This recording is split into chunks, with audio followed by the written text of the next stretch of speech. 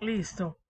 Recuerden entonces que ya esta semana sí empezamos en forma con el curso. Yo por aquí les dejé un anuncio que inclusive me quedó pues aquí en la mitad de otros dos, pero bueno, acá está el anuncio de esta semana que empezó el 17 y va hasta el 21 de abril, o sea, hasta el domingo, donde dice estudiar el componente informativo, la guía de estudio donde se explican los temas como el presente simple, los adjetivos. Este es un enlace directo que les puse al componente formativo.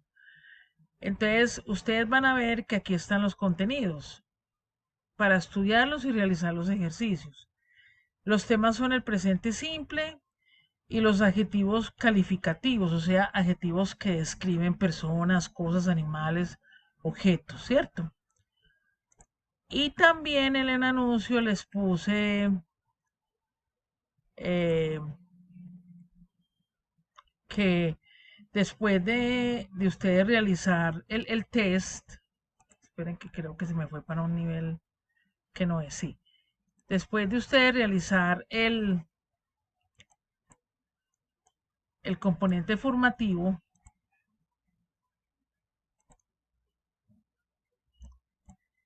miren acá, dice, ahora sí, realizar el test, ¿cierto?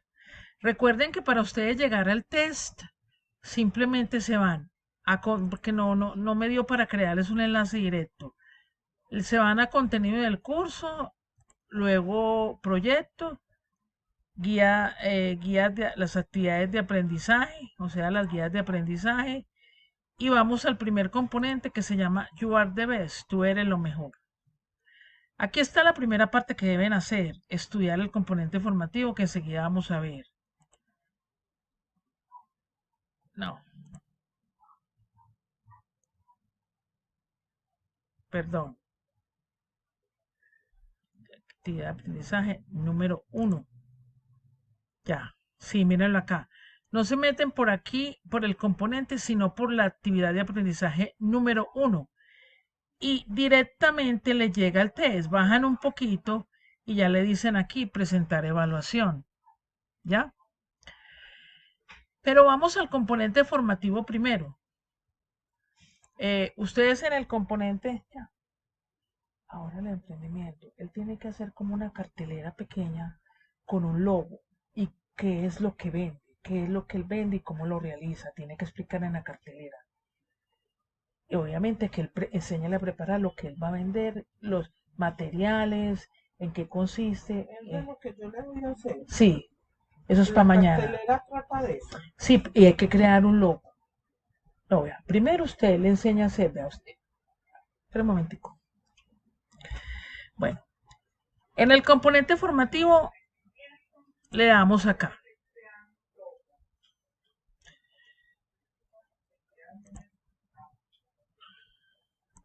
Ángela, pero es que el logo tiene que ver con lo que él va a vender, le tiene que poner un nombre. El logo lo hago yo. El logo, ¿usted lo sabe hacer? Dele pues. Pero primero tiene que ver qué es lo que va a vender para que el logo vaya con eso. Y explicar qué es lo que va a vender, los materiales y y cómo se realiza el producto. Listo. Entonces vamos al componente formativo que se llama You are the best, tú eres lo mejor.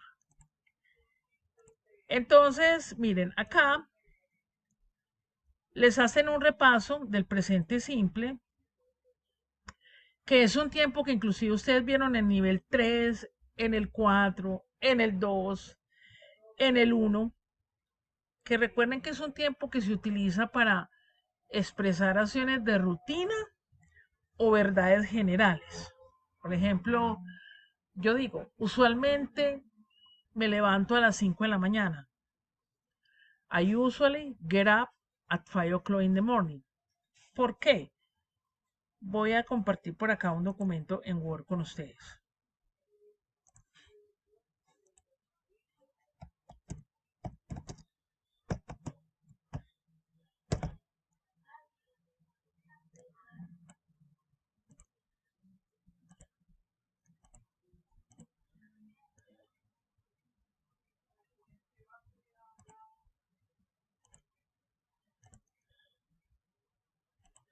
Ángela, pero tiene que hacer una cartelera con eso, no muy grande. Mira, acá hay cartulina, acá la puede hacer en oficio. O ahorita se la paso porque es que yo no puedo estar interrumpiendo clase.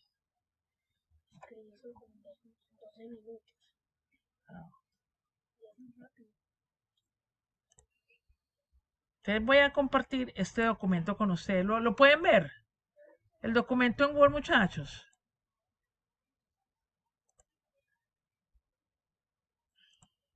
Hello.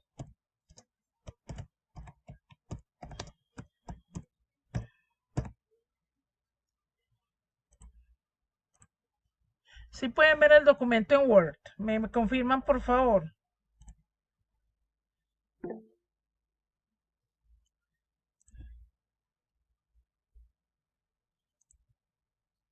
Bueno, listo. Entonces vamos a ver de ese tiempo presente simple. Entonces, el presente simple es un tiempo verbal que se usa para describir, perdón, para hablar de rutina. Cuando yo digo rutina o actividades diarias. Y hechos en general. Ese es el uso del presente simple. Ejemplo.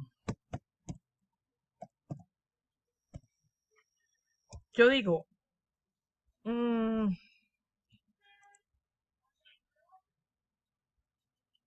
vamos a hablar de la forma afirmativa.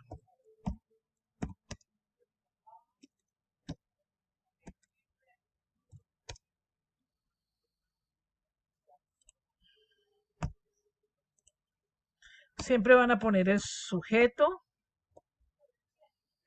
más el verbo más el complemento. Entonces yo digo, una rutina. I have lunch at home every day. Esto expresa una rutina. Yo almuerzo en mi casa todos los días. ¿Cierto? Eso es lo que es un presente simple. Cuando hablo en tercera persona, acuérdense que las terceras personas son she, he o it. It que se refiere a cosas, animales, a situaciones, ¿cierto? El verbo, aquí el verbo lleva la S. Lleva la S en la forma afirmativa.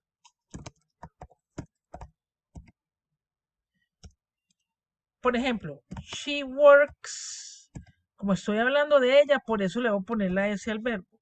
She works in a bank.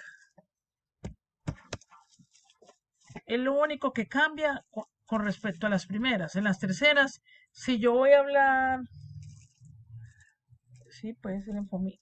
She works, o si voy a hablar de he, o si voy a hablar de it. El verbo en su forma afirmativa lleva la S. ¿Ya? Bueno. Eso mismo se los están explicando acá en el componente formativo. Si ustedes van al componente formativo, miren que acá Richard is lunch. Como es él, por eso el verbo asumió la S. Lina and Patty are friends. In that city, it rains daily. Esto es un hecho general. Es otra forma de utilizar el presente simple. En esa ciudad llueve diariamente. Es una realidad. Mary is a nurse. Es un hecho. She works in a hospital. ¿Por qué la S? Por lo que les acabé de explicar. Que en la tercera persona se asume la S en el verbo. Bueno, aquí les siguen dando ejemplos, tanto en inglés como en español, para que ustedes puedan ver. Es lo mismo que les acabé de explicar. Entonces, Recuerden que cuando ustedes ven las explicaciones, pueden escuchar los audios para mejorar un poquito la parte de pronunciación, ¿cierto? Acá, por ejemplo, está toda la estructura del presente simple, miren. En las primeras, segunda, terceras personas, primera del plural, segunda del plural y tercera del plural. Miren que los verbos solo van a cambiar en las terceras personas, en lo que les acabé de explicar. Acá, he talks, she talks, que asume, estas terceras personas son las que asumen la S en la forma afirmativa. Bueno, aquí les dan más ejemplos con diferentes verbos, ¿cierto? Pain, pains, eso es lo que hace. Cry, cries, pushes, y les dan lo mismo que yo les expliqué ahorita en la hoja de Word. Bueno, con diferentes verbos, lips. Al final les dicen, bueno, ¿y qué sucede en la forma negativa? Entonces, en la forma negativa,